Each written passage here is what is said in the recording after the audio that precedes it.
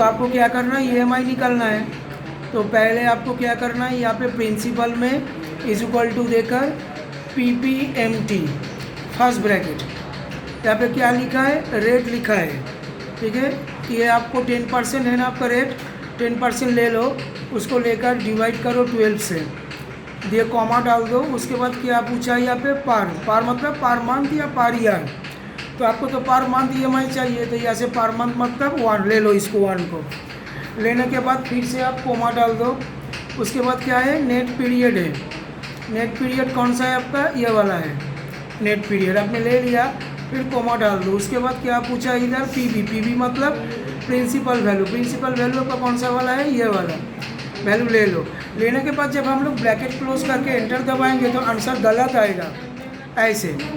तो इसको ठीक करने के लिए आपको क्या करना है, फिर से इसके अंदर जाओ, जाके ये प्रिंसिपल वैल्यू से पहले एक माइनस डाल दो, डाल के एंटर दबाओ, देखो अभी ठीक हो गया।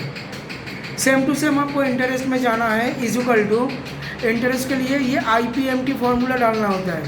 तो आप डालो IPMT फर्स्ट ब्रैकेट, डालने के बाद क्या मांगा है, रेट। रेट क्या है आपका, ये वाला rate, divided by 12 comma per month मतलब फिर से पर, ठीक है, कोमा के बाद नेट पीरियड डाला है, नेट पीरियड 24 कोमा PV मतलब प्रिंसिपल वैल्यू। प्रिंसिपल वैल्यू ये वाला ले लो, ब्रैकेट क्लोज एंटर। ये भी फिर से गलत आया, तो इसके लिए हमें क्या करना है, प्रिंसिपल वैल्यू से पहले माइनस डालना को आपको, मोबाइल ऑफ कर। उसके बाद EMI डालना है आपको। EMI के लिए को क्या करना है, is equal to PMT first bracket, rate कितना है आपका, फिर से 10% है, डिवाइडेड बाई 12 है, कोमा डाल दो। उसके बाद नेट पीरियड मांगा है, तो नेट पीरियड आप ले लो, लेने के बाद कोमा डालो। फिर आपका PV मांगा है, PV मतलब प्रिंसिपल वैल्यू, तो ये वाला है, इसको ले लो। तो इसको हम पहले से ही आपको माइनस डाल देते हैं, ठीक है। देने के बाद आप ब्रैकेट क्लोज करो, एंटर दबाओ। अभी तो आपका सारे के सारे निकल गए, लेकिन जब इसको आप ड्रैग करोगे ऐसे, माउस को ऐसे इसके लास्ट में लेके आओ, डबल क्लिक करो, आ जाएगा। लेकिन देखो आंसर नहीं निकला, सब गलत निकला है ना। क्यों, क्योंकि यहाँ पे आपको हर सेल में आपको ये 3 सेल आपको लॉक करना है, फिर ठीक ठाक आएगा। और इधर तो अपना आउटस्टैंडिंग भी नहीं डाले हो, तो इसीलिए पहले इज इक्वल टू लगा के पहले प्रिंसिपल में क्लिक करो, एंटर। तो ये हो गया आपका प्रिंसिपल, इधर आ गया।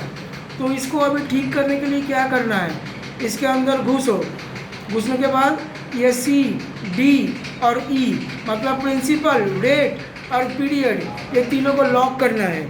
ये तीनों कौन सा सेल में है, C में है, D में है, E में है ना। तो C किधर है, ये है C, क्लिक करो। लॉक कैसे करना है, कीबोर्ड से, अगर लैपटॉप है तो फंक्शन दबा के F4 दबाओ, नहीं तो कंप्यूटर है तो आप डायरेक्ट F4 दबाओ।